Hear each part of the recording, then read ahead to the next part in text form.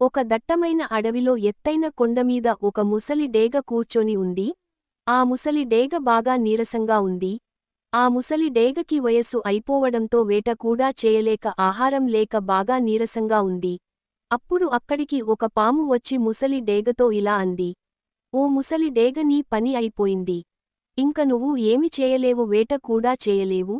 రేపటి ఆహారం నువ్వే, ముసలి డేగ అని నవ్వుకుంటూ వెళ్ళిపోతుంది. పాము అప్పుడు డేగ మౌనంగా చూస్తూ ఉంటుంది.